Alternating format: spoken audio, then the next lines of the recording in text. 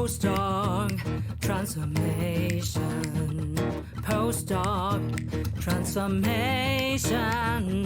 Postdoc transformation.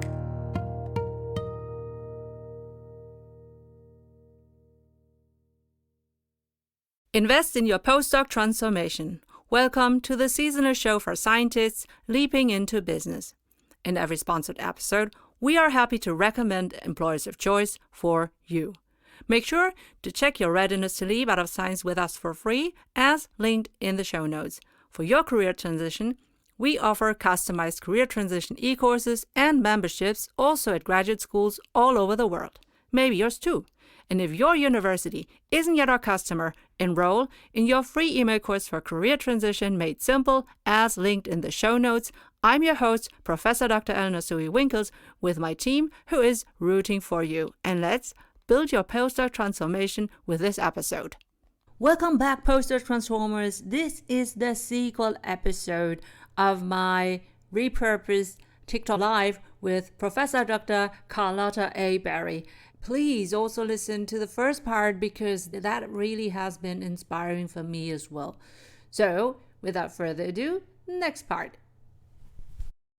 So, what advice do you have for students and young individuals who come from underprivileged and underrepresented backgrounds aspiring to follow in your footsteps? And I think that I've seen a couple of people here. Representation matters. It's difficult. Representation matters, though. And the biggest challenge is there's not a lot of us. So especially during the pandemic, there was a insurgence. I'm probably using the because not research, insurgence of Black and X in the community. So now you can find like Black in astro, Black in engineering, Black in robotics. So unlike when I was younger, it's a whole lot easier now to find someone who looks like you. But I have a blog post that says, it's harder when someone doesn't look like you, but it's not impossible. So you want to always try to find a mentor who is supportive and will advocate for you, even if they're not the same race, the same gender, or the same age. Carlotta, your blog post is a really great resource, and I'll make sure that I will link to your blog as well. But right now, because of Black in engineering and Black in robotics and the Black and X community, there are ways and mechanisms. Right now, Black in robotics actually is having a mentoring program. So you find people who will be authentic and who are invested in your success. Yes, I saw that on your website. So blackinrobotics.org. You have Black in Robotics Student Conference Travel or Black in Robotics Google PhD Awards. So there are lots of resources. Look that up. Yes. I end up doing presentations all the time, and I have people walk up to me, grad students, undergrad students. I did a presentation at Boston Scientific last week and had two of the undergrads walk up and go, yes, will you mentor me? Mentoring me, maybe I get them 15 minutes out of my day just to answer questions. They don't even want a lot. They email me and was like, do we need to send you a resume? No, just ask me your questions, baby. This ain't no job interview. You asked me to mentor you, not hire you, right? It does not require much. And like one of the young ladies just wanted to know, one of her professors, she feels, has made some racist comments in class. What should she do about it? I have had several Black female engineering students say similar things to me about a white male professor. I said the first thing you do is you go document that by telling someone.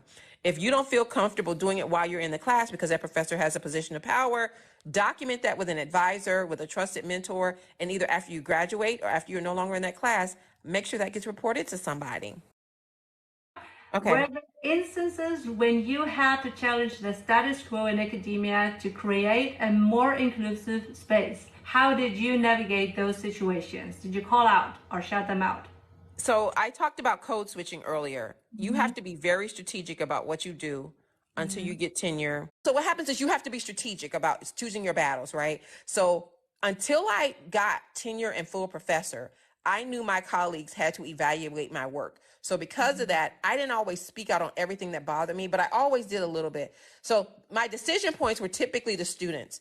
If it had something to do with the students, I was going to fight for them because I became a professor to be a champion for students. If it was something about me, I kind of made a choice. Like I had a couple of colleagues who made a couple of racist statements. Depending on who it was, I might have ignored it and walked away, or I might have said something like, you know what? That was just a little bit racist, because I feel like I could not also totally deny my voice because I wanted to be a full professor or I wanted to have tenure. Because I think it's important. Like, I left my first university because I had spoken out so much about how the students were treated. It drove me crazy. I could not stand it, and it used to make me itch and cry just to go to work. And I was like, I got to get out here. I can't take it. I cannot take the disrespect.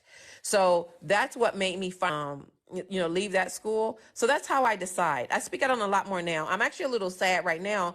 It's because of the lack of diversity. Have you found this episode so far helpful for yourself? Well, maybe you can subscribe on YouTube, Spotify, Apple Podcasts, Podbean, or wherever you get our show. And also share this episode with your PhD bestie, because that would encourage us to help the underprivileged, underrepresented, and underserved early career scientists leaping into business. This would also ensure that you don't miss a future episode. Also, our subscription and listening numbers are key for finding the right sponsors for our show so that we can help you for free. And now, back to the show. And the challenges. Me and a colleague started a scholarship program for Black and Brown students and underrepresented students and women, right? And just because of this affirmative action decision, we've recently heard that they're going to take some of our work off the school website, because some people are now suing universities because of the affirmative action decision if they feel there's any bias towards majority students. So I still have to be a champion for those things, but I now have to be a lot more strategic about how I can formally do it. Like, I'm never going to stop. Like, the scholarship program still exists, but now recruiting is going to be an awful lot harder because people can't search the website to find stuff about it, right? And so I'm going to always speak out about those things, because if that was the reason I became a professor and I'm no longer using my voice for those things, I don't need to be in this job, or I'm in the wrong one. But finding ways to do it where you don't step on many toes. Now that I have full professor, I stomp away. I don't care. But before I did, I had to make sure, like my mentor, I did eventually get mentors. I know you asked the mentor question earlier. I did eventually get a mentor. So I have mentors that helped me through grad school, and now Black women engineering professor mentors. I just didn't know who they were then because there's so few. So now that I know them, one thing she said to me is, she's just like, you got to understand, you have to be there to help the students. If you don't get tenure, if you don't get full professor, you can't achieve your goal. So I had to play the game and do the dance to get to that point. That's another TikTok there. And did you know that we offer deep dive e-course workshops and memberships at graduate schools, maybe also at yours in the future? Ask your graduate school coordinator whether they want to book my services so that I can deliver them to you 24/7, 365 on your mobile device. And even better, if you get us paid by your grad school, we will pay you 50% recurring sales commissions. So you will earn money with us as we help you and your PhD besties to transition into business. We can build a postdoc transformation together. Woohoo! Can you reflect on the role that diversity and representation played in your academic and personal journey, and how they shaped your legacy?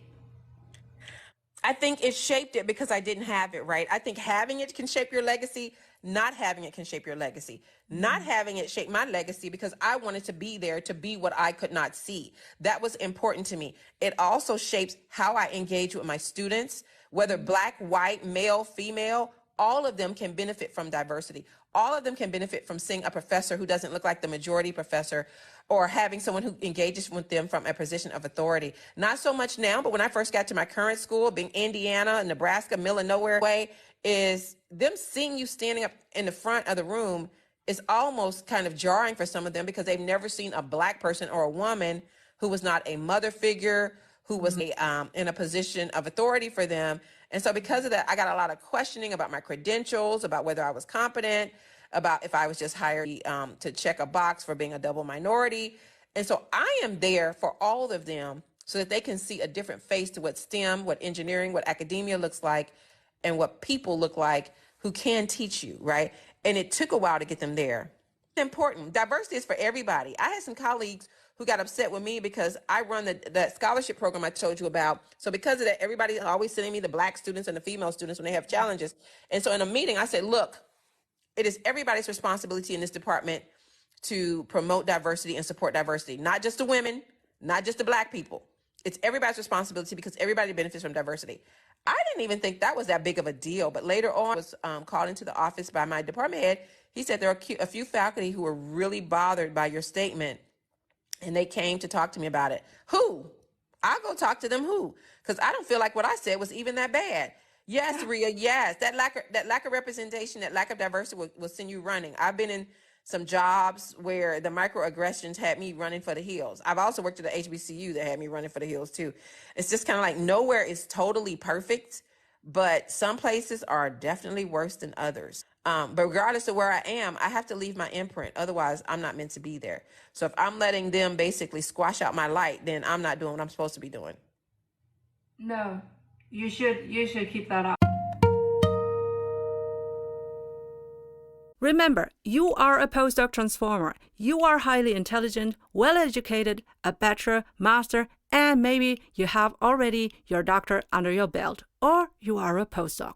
You are internationally experienced, fluent in English, a leader and expert in your prior research field. You're resilient, brilliant in adaptation and problem solving. You are eager to bring in the transferable and monetizable skills needed in many companies to embrace the future and to become or remain an innovator in their markets. All right, so next question. What strategies do you employ to help your students believe in themselves and their potential, especially when they face doubts due to their backgrounds? That one's really hard. And I think it goes back to the authenticity question again. Just because you fail an exam, a delay is not a denial. Just because you fail a class, a delay is not a denial. I will tell them, I failed exams when I was in undergrad. I failed classes when I was in undergrad. It's not the failing that's the problem. It's what did you do after you failed? So what I do a lot of time is the coaching. You know, they're embarrassed, they're ashamed. Get your jaw off the ground and come to my office and let's figure out what we can do to turn this ship around. Get in tutoring, get to a study group, set regular office hours every week. How did you study? A big one is, how do they study? Stop cramming at the last minute, the last night. Have you ever read your book? Most of them have not. Did you study all week? There are some strategies for being successful that you can do. Did you copy your notes over and fill in the gaps with the reading and go see your professor or the tutor if you didn't understand what you were reading? There are ways to get an A. Everybody don't just get it. Just because you see that one 4.0 sitting there not taking notes, staring at me, that ain't you. Some people got to work for it. And I'll tell them, failure builds character. Struggling builds character. So just because you can't get it does not exactly go to the support services.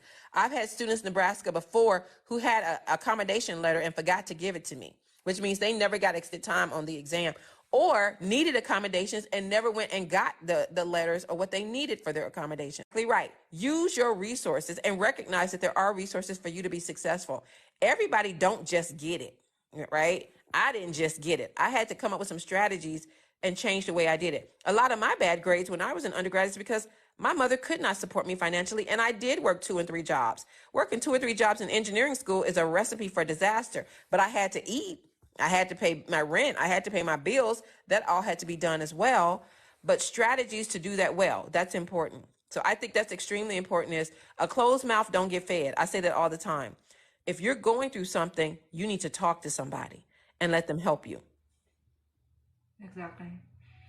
Yeah, there's a German phrase for that. It's bringen Hohlschuld. So you have to also invest into the success that you want. And now it's time to thank Company ABC, who sponsors this episode of the Postdoc Transformation Show. I would now be reading the company's answers to one of 6 bold questions so that you can choose to apply. For example, number 1, describe your most valuable experts versus leaders in your company. Have they typically earned a doctor title? Number 2, for which of your company roles or units do you encourage somebody with a doctor title to apply? Number 3, how would you describe your organizational culture in which your most valuable experts and leaders thrive in? To nominate an employer of choice so that we can ask our informative, bold questions, let us know via the click on the link. If you are a company representative, like in recruiting and employer branding, and now you want your company to be highlighted as an employer of choice, For our audience, you can become a sponsor of a dedicated postdoc transformation show episode. Just click on the link in the show notes. And now, back to the postdoc transformation episode. Carlotta, how did you leverage your platform to raise awareness about issues that are, often overlooked in academia advocating for positive change? So not just the social media, but being co-founder of Black in Engineering and Black in Robotics, we have done video campaigns about the experiences of Black engineers in academia. We have a YouTube channel where we talk about some of those things, sharing things that some people like this live, right? Or posting videos on YouTube and TikTok and Instagram. Because some people, you will find, like somebody just commented in the chat, a lot of people have gone through what we go through. A lot of people have these experiences, but there can be isolating because there are not so many of us. So by amplifying and bringing attention to these things, some people will listen and some people will know and understand the importance of what we do. Not everybody. Some people are just ignorant, right? But the few who will, we need to build community around them in order to make a better space, And as long as some people are helped and supported by that work is already worth it. And once you have determined your readiness to leap and want to transition into business or industries, then you can enroll in your free email course with 10 actionable, bingeable email lessons until you start your job in business. You'll get 10 emails like this. Number 1, how to leap out of science. Number 2, how to build your sustainable LinkedIn profile. Number 3, how to read social media and network. Number 4, how to research your favorite jobs and employers. Number 5, how to do informational interviews to get insights. Number 6, how to create your customized applications with ChatGPT. Number 7, how to prepare your thesis from a business point of view. Number 8, how to apply to your favorite employers. Number 9, how to choose the right job offer. Number 10, how to prepare for your new job. Woohoo! Yeah. And just for I will also put the link to the Noir Feminist website, and so that everyone find out more about your work, because I know that you are also a multiple book author. Do you want to talk about the book as well? But Black STEM romance novels, Breaking Point, Chandler's Choice, and Elevated Inferno, Monet's Moment. I'm working on book 3 right now. That's one of the things, talking about work-life balance. Those are the things to the back when I get the next book. My edit of my next book is so far behind. But those are the things that get neglected a little bit. Also, I'm really into this digital Black STEM AI art right now. I am loving that stuff. But I can't get, I have more of that. I have more ideas for that, but I can't do it. I also do Robot Slim hip hop poetry. I don't know if you know that. I have a song I've been trying to get recorded for 4 days because I'm giving a presentation to teachers on Saturday, and I want to play it for the teachers, but I got to find the time to sit down and I think the books are important. I think the robot poetry is important. I think a lot of stuff I do is important, but there's only one me. And I actually hired a virtual assistant for 10 hours a month to kind of help. And I'm now learning, even that 10 hours she does is just not even putting a dent in all the stuff I'm trying to get done. But I guess it's better than nothing. So that's another way that we promote our discipline, is by showing people who don't look like the traditional mold doing some of these STEMmy things. This is why I do the robot videos, right? I could do all that robot stuff off of camera just as well, probably less work, but we want people to see. But this was my highlight of the day, regardless of whatever I will be doing now. You were my highlight today, and I'm so appreciative that you took your time in your busy schedule. So this round of applause is for you. All right, so this is the end of season 2, and literally we couldn't have asked for a better ending. With Professor Dr. Carlotta A. Berry, we are ending season 2 of the Postdoc Transformation Show on a high note. My team and I want to thank all postdoc transformers for listening to the previous 24 episodes helping scientists leaping into business. We had episodes for incoming and intermediate PhD students and for seasoned career transitioners contemplating about a comeback to academia. Some episodes were more received than others, and we will double down on these topics for season 3.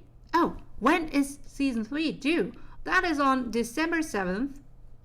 and we will interview entrepreneurs, industry experts, leaders in the corporate world, but also companies serving early career scientists leaping into business. If you want to let us know who we should interview and, bring into the show, please follow us on socials and also let us know via DM and whatever. So this way, you will also have a say, have a voice in our postdoc transformation show. If you value our show, please share your favorite episodes with your PhD besties. Let us know your career transition questions and suggest topics for future episodes. We also appreciate positive reviews and stories on all social platforms. Why? Because this show is for free, but we need sponsors to bring this show to you. So please help us to help you on your postdoc transformation.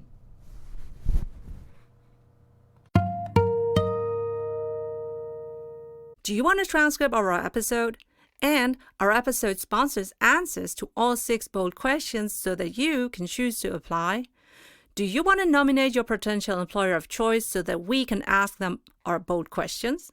For all of that, click on our links in our show notes and on our website www.postdoctransformation.com. Remember to check your readiness to leap out of science and to enroll in our free email course, Career Transition Made Simple. Thanks for your attention. I'm Professor Dr. Eleonore Soei-Winkels, the host of your seasonal postdoc transformation show.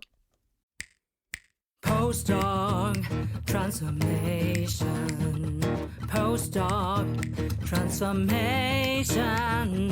Postdoc transformation.